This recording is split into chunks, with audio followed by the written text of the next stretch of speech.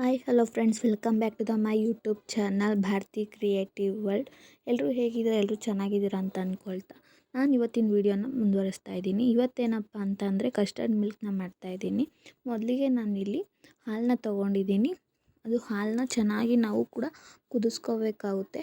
ಅದಕ್ಕೂ ಮುಂಚೆ ಏನಪ್ಪ ಅಂತ ಅಂದರೆ ಯಾರೆಲ್ಲ ನನ್ನ ಯೂಟ್ಯೂಬ್ ಚಾನಲ್ನ ನೋಡ್ತಾ ಇದ್ದೀರೋ ಹೊಸದಾಗಿ ಅವರೆಲ್ಲ ಪ್ಲೀಸ್ ಸಬ್ಸ್ಕ್ರೈಬ್ ಮಾಡಿ. ನಂತರ ಚೆನ್ನಾಗಿ ಹಾಲು ಕಾಯಿಸಿದ ನಂತರ ಇಲ್ಲಿ 1 ಸ್ಪೂನ್ ಆಗುವಷ್ಟು ಕಸ್ಟರ್ಡ್ ಪೌಡರ್ನ ಮಿಕ್ಸ್ ಮಾಡ್ಕೊಳ್ತಾ ಇದ್ದೀನಿ. ಇಲ್ಲಿ ಯಾವುದೇ ರೀತಿಯಲ್ಲೂ ಕೂಡ ಗಂಟು ಇಲ್ದಿದ್ದಂಗೆ ನಾವು ಮಿಕ್ಸ್ ಮಾಡಬೇಕಾಗುತ್ತೆ. ಇಲ್ಲಾಂದರೆ ಹಾಲಿಗೆ ಹಾಕಿದಾಗ ಗಂಟು ಅನ್ನೋದು ಸಿಗುತ್ತೆ ನಮಗೆ. ಹಾಗಾಗಿ ಮುಂಚೆನೇ ಸ್ವಲ್ಪ ಹಾಲನ್ನ ಬೇರೆ ತೆಗೆದಿಟ್ಕೊಂಡ್ಬಿಟ್ಟು ಈ ರೀತಿಯಾಗಿ ಯಾವುದೇ ರೀತಿಯಾದ ಗಂಟಿಲ್ದಿದ್ದಂಗೆ ಮಾಡ್ಕೋಬೇಕು. ನಂತರ ಇಲ್ಲಿ ಚೆನ್ನಾಗಿ ಹಾಲು ಅನ್ನೋದು ಕಾಯ್ದಿದೆ.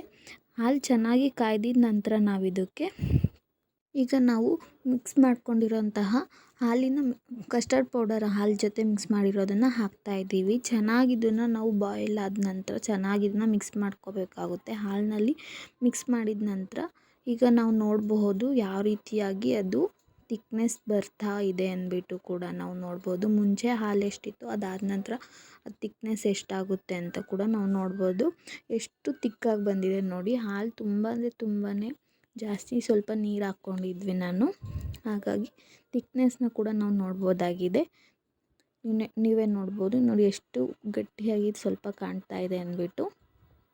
ನೆಕ್ಸ್ಟು ನಾನಿಲ್ಲಿ ಶುಗರ್ನ ಬಳಸ್ತಾ ಇದ್ದೀನಿ. ನಮಗೆ ಎಷ್ಟು ಸ್ವೀಟಿಗೆ ಬೇಕೋ ಅಷ್ಟು ಹಾಕ್ಬೋದು. ನಾನಿಲ್ಲಿ 1 ಕಪ್ ಆಗೋಷ್ಟು ಹಾಕ್ಕೊಂಡಿದ್ದೀನಿ, ಚಿಕ್ಕ ಕಪ್ ಆಗೋಷ್ಟು. ಹಾಗೆ ಇವಾಗ ನೆಕ್ಸ್ಟು ನಾವು ಚೆನ್ನಾಗಿ ಕಾಯ್ದಿದ್ದಾದಮೇಲೆ ಸ್ವಲ್ಪ ತಣ್ಣಗಾಗೋದಕ್ಕೆ ಇಳಿಸ್ಬೋದು. ನಾನು ಆಲ್ರೆಡಿ ಸ್ವಲ್ಪ ಹೊತ್ತು 10 ಮಿನಿಟ್ಸ್ ಆಗೋಷ್ಟು ಫ್ರಿಜ್ಜಲ್ಲಿಟ್ಟು ತೆಗ್ದಿದ್ದೀನಿ. ತೆಗ್ದಿದ ನಂತರ ಅದಕ್ಕೆ ನಮ್ಮ ಮನೇಲಿ ಯಾವ್ಯಾವ ಫ್ರೂಟ್ಸ್ ಇದೆಯೋ ಅದೆಲ್ಲ ಫ್ರೂಟ್ಸ್ನ ಹಾಕ್ಬಿಟ್ಟು ಕೂಡ ನಾವಿಲ್ಲಿ ನೋಡ್ಬೋದು, ಎಲ್ಲ ಹಾಕ್ಬಿಟ್ಟು ಮಿಕ್ಸ್ ಮಾಡ್ಬೋದಾಗಿದೆ.